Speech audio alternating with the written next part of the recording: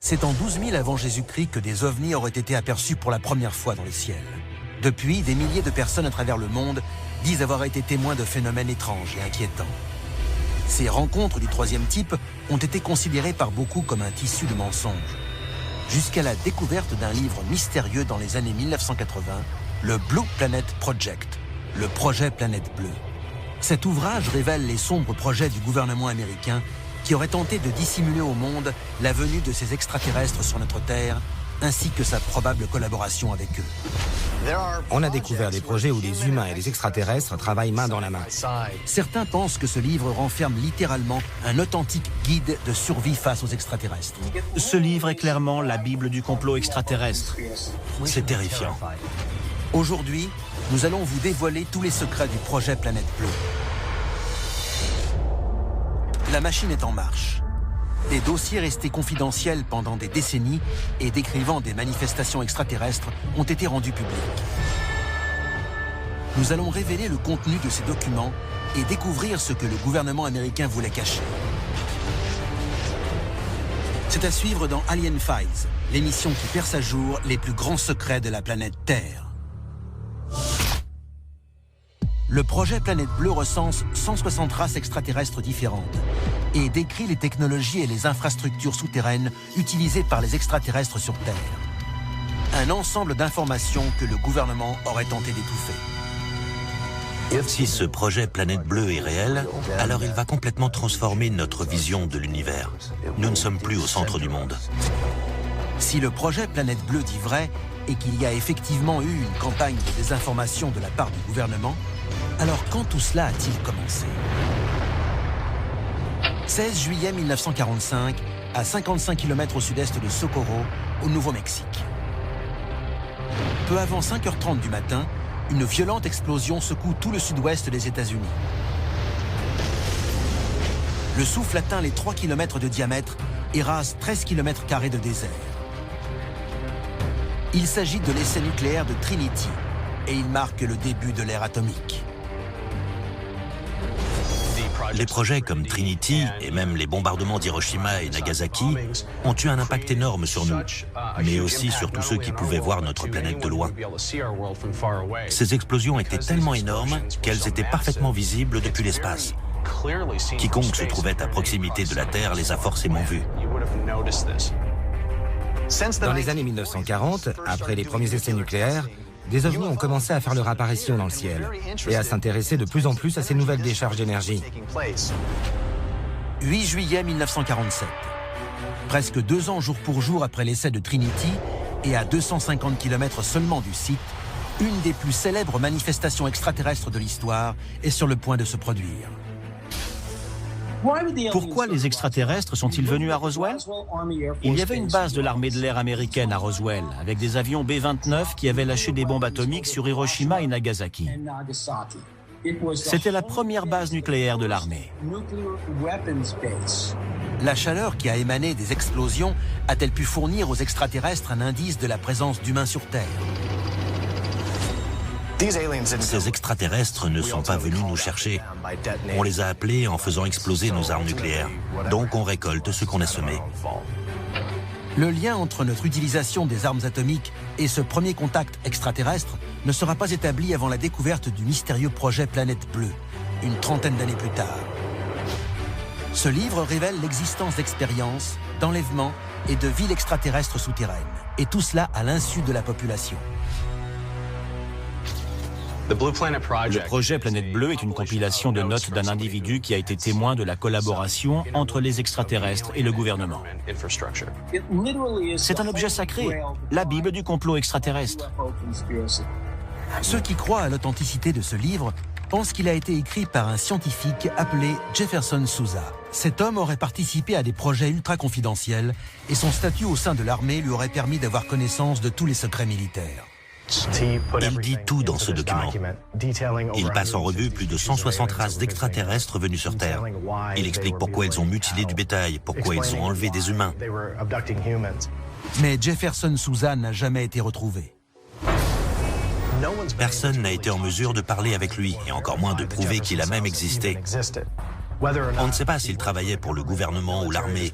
On n'a jamais découvert aucune preuve. Ce n'est pas la première fois qu'on entend parler d'un individu qui décide de briser le silence concernant un dossier classé secret en disant « Oui, j'ai travaillé sur un ovni » et qui disparaît ensuite. Ils ne peuvent pas parler car s'ils parlent, ils signent leur arrêt de mort. C'est exactement ce qu'explique ce scientifique au sujet du projet Planète Bleue. Il faisait partie de ce comité de censure. Le message délivré par ce scientifique fait froid dans le dos. S'il dit vrai, le cours de l'humanité en sera à jamais changé. Mais un examen plus approfondi du document va permettre de déjouer un plan encore plus inquiétant. A-t-on enfin une réponse à la question extraterrestre? Sommes-nous seuls ou bien des extraterrestres se cachent-ils parmi nous? 30 ans après l'affaire de Roswell, un mystérieux livre révèle des informations inédites et fait l'effet d'une bombe. Un ovni s'est écrasé à Roswell en 1947. On a récupéré un engin, des corps d'extraterrestres et un extraterrestre vivant. Alors dites-moi, qu'est-ce qu'on a fait de tout ça?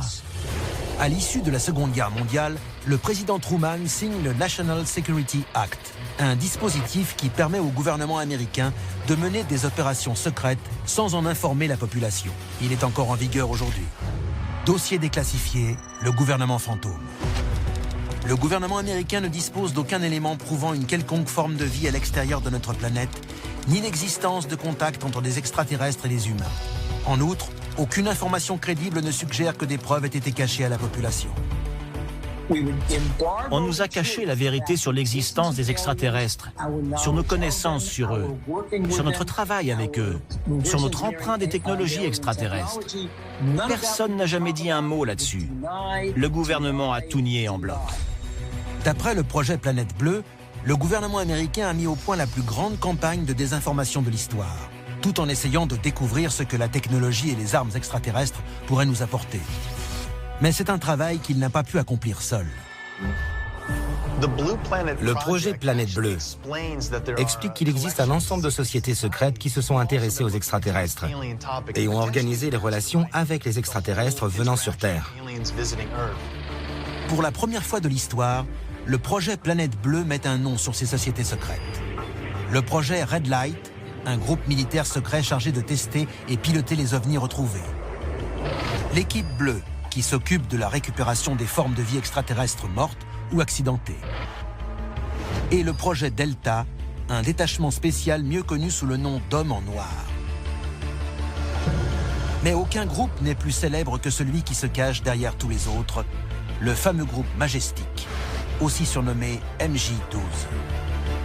S'il y a une organisation secrète qui a contribué à la dissimulation des manifestations extraterrestres, c'est bien le Majestic 12. Le MJ12 a été créé par le Conseil national de sécurité dans le but de gérer et surveiller les contacts entre humains et extraterrestres ou toute autre forme de vie. Ce groupe était chargé de prendre toutes les décisions concernant les relations entre les êtres humains et les extraterrestres. Tout reposait sur les épaules de ces 12 personnes. Si c'est vrai, ça fait froid dans le dos. Selon l'auteur du projet Planète Bleue, le MJ12 était constitué de scientifiques, de chefs militaires et de représentants du gouvernement, notamment des individus haut placés comme l'ancien ministre américain de la Défense, James Forrestal. Si ce document se révèle authentique, ce groupe a donc caché l'existence des extraterrestres au grand public et posé les bases d'un programme encore en vigueur aujourd'hui. Les partisans du complot extraterrestre estiment que le MJ12 est impliqué dans de nombreux événements. L'étouffement de l'incident de Roswell, des meurtres, des disparitions et des accidents qui ont touché des personnes constituant une menace pour la sécurité des États-Unis. Parmi ces prétendues victimes d'accidents, les théoriciens du complot citent James Forrestal, l'ancien ministre de la Défense. Des rapports indiquent que le président Truman en personne a demandé à James Forrestal de démissionner, car ce dernier s'était dit opposé à garder le silence sur la question extraterrestre.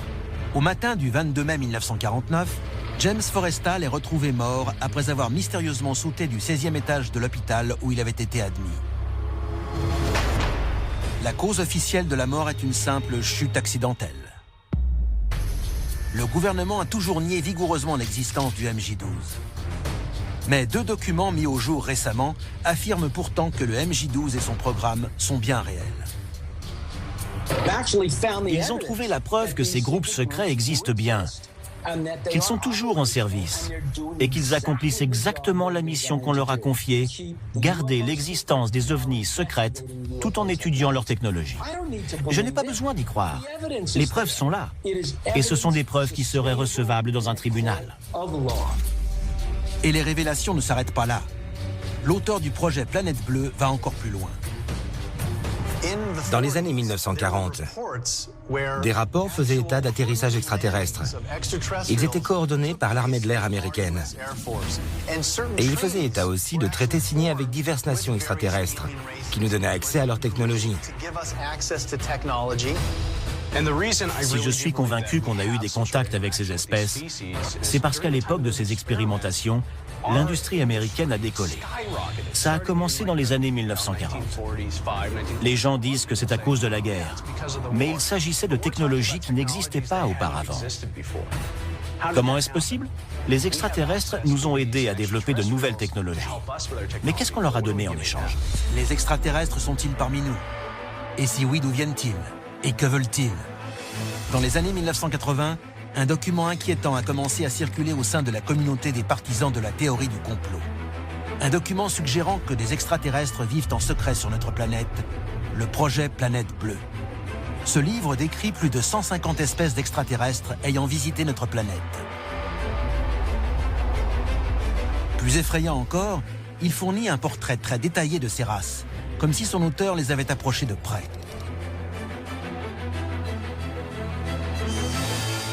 Le projet Planète Bleue recense plus de 150 espèces d'extraterrestres venues sur Terre. Il mentionne les gris, les nordiques et même les reptiloïdes. Comme sur notre planète, il existe chez eux une grande variété d'espèces. Parmi toutes les personnes qui ont été enlevées, beaucoup décrivent différentes versions de ce que l'on appelle les gris. Il s'agit d'êtres maigres, qui mesurent entre 90 cm et 1,20 m. Ils ont une grosse tête bulbeuse et des yeux noirs en amande. Et ce qui est intéressant, c'est que toutes ces descriptions concordent. Ce qui se passe ensuite diffère selon les versions. Est-ce qu'il s'agit d'un affrontement violent ou seulement d'un voyage autour de la planète en vaisseau spatial? Ces deux versions sont les plus répandues. Parmi les espèces malveillantes recensées dans le livre, les rigéliens, qui vivent sous l'eau, et les reptiloïdes sont des créatures dangereuses qui ont parfois besoin du sang des humains pour survivre. Mais selon le projet Planète Bleue, toutes les espèces d'extraterrestres ne souhaitent pas la disparition des humains. Par exemple, les Nordiques, une race de grande taille proche des humains, seraient pacifiques et souhaiteraient le salut des hommes. L'étonnante variété d'espèces décrites dans le livre soulève une question troublante. Comment un nombre aussi important d'extraterrestres ont-ils pu vivre sur Terre et sur les planètes voisines sans que nous n'en sachions rien? Le projet Planète Bleue ne se contente pas de dresser le portrait robot de ces créatures étranges. Il nous dit également où elles se cachent. Dossier déclassifié, la base de Dulce. À Dulce, au Nouveau-Mexique, plusieurs témoignages font état d'une immense installation souterraine. Une base secrète organisée sur plusieurs niveaux et hautement confidentielle. Si les partisans du complot disent vrai, sous la réserve indienne des Apaches Jicarilla se trouve une ville construite pour cacher des extraterrestres travaillant main dans la main avec le gouvernement américain. J'y suis allé. J'ai passé du temps avec le peuple Apache Jicarilla et tous racontent des histoires très étranges, avec des lumières et des objets volants non identifiés dans le ciel. D'autres disent avoir vu des créatures bizarres courir dans la forêt la nuit. Il se passe forcément quelque chose là-bas. Cette base s'étendrait sur 7 niveaux souterrains et abriterait plus de 18 000 extraterrestres. On y pratiquerait tout un éventail d'expériences, de la production d'armes très sophistiquées à la création d'un hybride du lézard et de l'homme. Plus on descend, plus c'est secret. En fonction des niveaux, les recherches s'intéressent davantage aux besoins des extraterrestres qu'aux besoins des hommes. On a entendu parler de projets assez inquiétants. Par exemple, d'une cuve remplie de membres humains dans laquelle les extraterrestres plongent pour absorber des nutriments à travers leur peau. D'autres niveaux se consacrent à la fécondation in vitro, à la conception d'extraterrestres en éprouvette. Toutes ces choses peuvent-elles réellement avoir lieu ici, sur Terre ? Selon le projet Planète Bleue, ce pacte entre l'armée américaine et les races extraterrestres permet de mener différents travaux de recherche sur le contrôle de l'esprit humain, l'accueil des extraterrestres, les tests génétiques ou encore la conservation cryogénique d'humanoïdes. Tout dépend de la nature du pacte conclu entre notre armée et les extraterrestres. Quel était l'accord?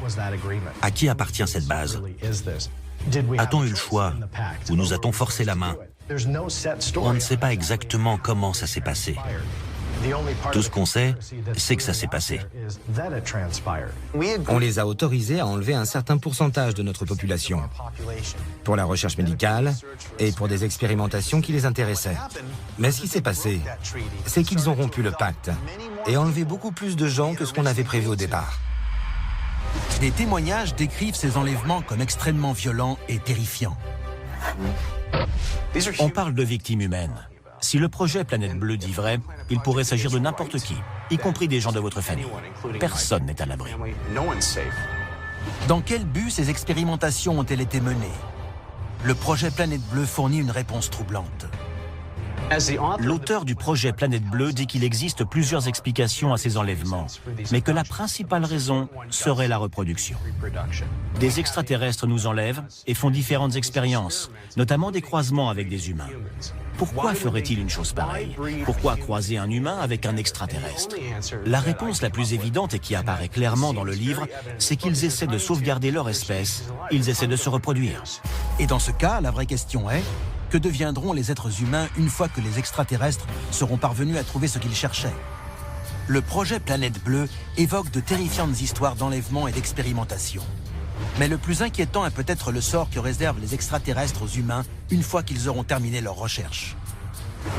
Réfléchissez-y d'un point de vue purement logique. Mettez-vous à la place des extraterrestres. Quel est le véritable fléau sur la planète Terre? Qui faut-il éliminer? Les humains. Si le projet Planète Bleue dit vrai, une énorme révolution se prépare et le gouvernement doit dire toute la vérité.